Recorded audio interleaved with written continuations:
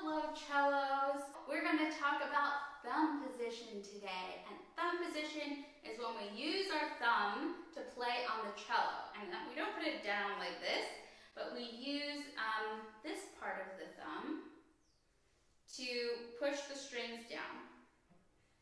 And this can be really uncomfortable when you start doing it.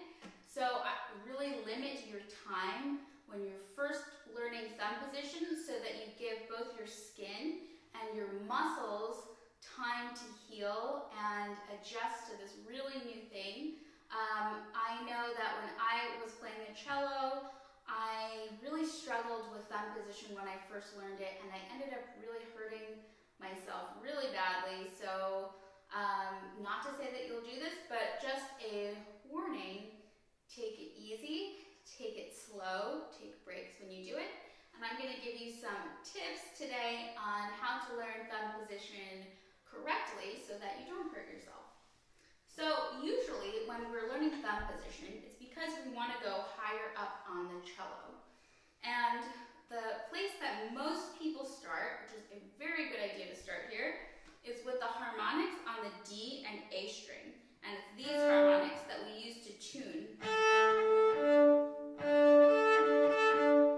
those two.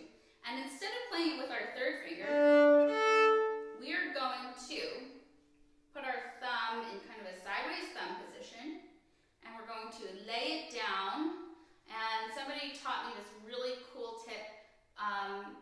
The D string is going to be placed right on the spot in the middle of the nail, like right here.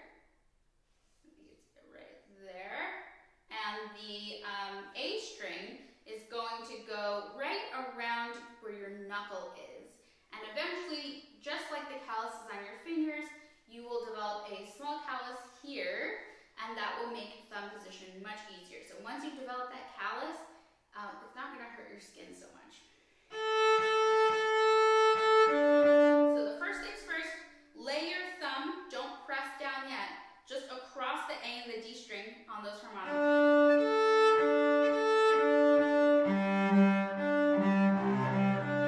Right, you can do the other harmonics too, just get used to placing that thumb there. Now, you can place that thumb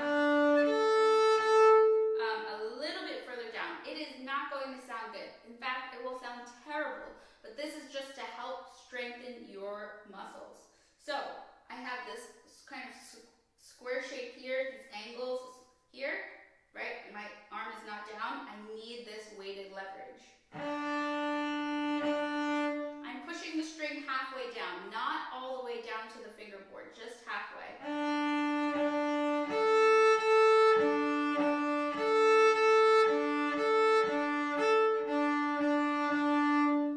Just play around a little bit. The purpose of this is to strengthen the muscles, yeah? And get used to it. And also to strengthen your skin, right? So practice doing that, and then once you've got that position down, you're very comfortable keeping this angle here. Your wrist is not twisted one way or the other, right? It's just straight like this. You don't want anything to collapse. Your wrist should not be collapsed this way or twisted in any other way. Once you're used to that, very loosely curl these fingers in, right? Don't make a tight fist, as relaxed as possible, and just start pushing the fingers down to the fingerboard to get used to the sensation, right? You can set like a 5-minute timer. You can watch a 5-minute video on YouTube, you can watch 5 minutes of TV, whatever, and just lightly, just press, take a little break, do some reps of this, and then you'll end up strengthening all the muscles and you'll end up strengthening the skin. All right, so now you've already done that for maybe a week or 2 weeks. You've developed a good form here, and you're ready to put the other fingers down. We're going to use a D major scale, all right? So that means we need whole step, half step, whole step, half step, all right? We're going to start with the D harmonic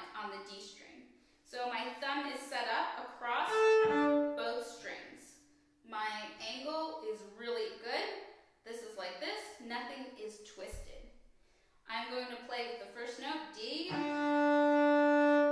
One finger down goes a whole step away. Be careful your finger does not collapse, like that, right? We're keeping a good hand position. May take you a while to find that note. Next finger goes down a whole step away. Second finger, don't let it collapse. Third finger. Now go to the A string harmonic. Same pattern, whole step, don't let it collapse. Third finger. Start practicing that scale. These notes are going to be so key for playing so many pieces, and if you have done this really well, you are ready to play the third octave of the D major scale. So we just learned so much in such a short period of time. Don't forget to take breaks. Don't overdo it with the thumb position when you first go for it. And make sure you have this beautiful shape here so that you're really supporting your hand as much as possible and you have as little tension in the hand as possible.